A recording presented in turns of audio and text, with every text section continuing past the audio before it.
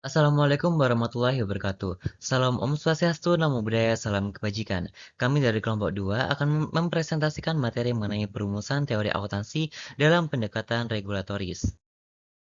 Dengan anggota kelompok sebagai berikut. Yang pertama Nadia Alivia dengan NIM akhir 049, yang kedua ada Elda Furi dengan NIM akhir 304, yang ketiga Harlinda Vina dengan NIM akhir 477, yang keempat Roza Kusuma dengan NIM akhir 269, yang kelima Miko Wahyu dengan NIM akhir 419, kemudian yang terakhir yaitu Septian Aji dengan NIM akhir 377. Baik, yang pertama yaitu pengertian standar akuntansi. Standar akuntansi memberikan aturan praktis yang membantu pekerjaan seorang akuntan. Standar akuntansi juga digunakan sebagai aturan baku yang diikuti dengan sanksi bagi ketidakpatuhan. Kemudian pada umumnya standar akuntansi terdiri dari 3 bagian utama. Yang pertama deskripsi masalah, yang kedua diskusi pertimbangan solusi, dan yang terakhir yaitu keputusan atau teori yang mendasarinya. Baik, selanjutnya yaitu pembagian standar akuntansi. Tipe 1, mengungkapkan metode dan asumsi yang digunakan oleh akuntan. Tipe 2, mencapai keseragaman dalam penyajian laporan keuangan. Tipe 3, pengungkapan masalah spesifik dengan pertimbangan pengguna. Tipe 4, penentuan valuasi aktiva dan laba yang telah disetujui.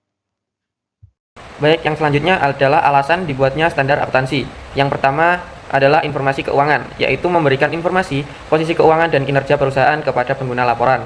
Dan yang kedua ada pedoman untuk akuntan, yaitu memberikan aturan untuk para akuntan dalam menjaga integritas dan validitas laporan keuangan.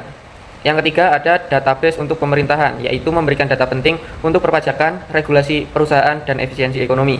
Dan yang terakhir ada perkembangan teori akuntansi, yaitu menumbuhkan minat dan perhatian terhadap prinsip dan teori dalam disiplin ilmu akuntansi. Dalam dunia akuntansi, standar diperlukan agar laporan keuangan dapat disusun dengan benar, akurat, dan dapat diandalkan. Ada 3 pendekatan dalam penetapan standar, dan salah satunya yang saya akan jelaskan adalah pendekatan ketetapan penyajian. Pendekatan ini berfokus pada pelaporan keuangan yang netral dan pencarian ketepatan dalam penyajian informasi keuangan. Dengan pendekatan ini, akuntansi dianalogikan seperti peta keuangan yang akurat dan tepat, sehingga membantu berbagai pihak dalam mengambil keputusan yang lebih baik.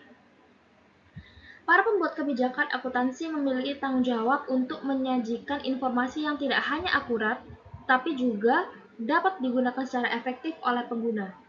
Informasi ini menjadi dasar bagi para pengambil keputusan, seperti investor, manajer, dan pemangku kepentingan lainnya, agar dapat menentukan strategi bisnis yang lebih baik.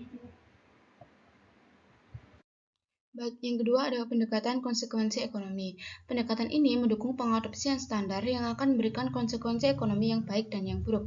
Standar yang diberlakukan adalah standar yang memiliki dampak positif. Pembuatan kebijakan akuntansi harus memberikan sinyal-sinyal informasi yang dapat mengarahkan keputusan para pengguna informasi.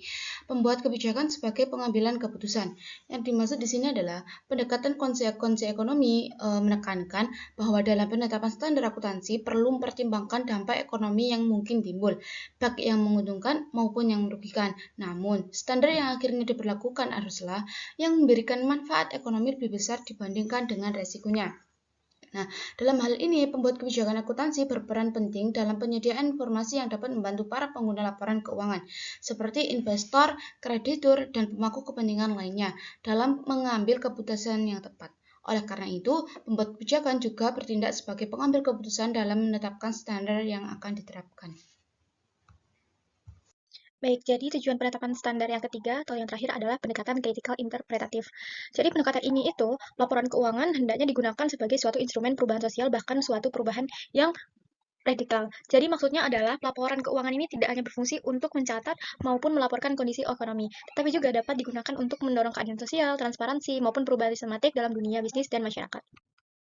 Terima kasih, sekian dari kelompok kami. Kurang lebihnya mohon maaf. Wassalamualaikum warahmatullahi wabarakatuh.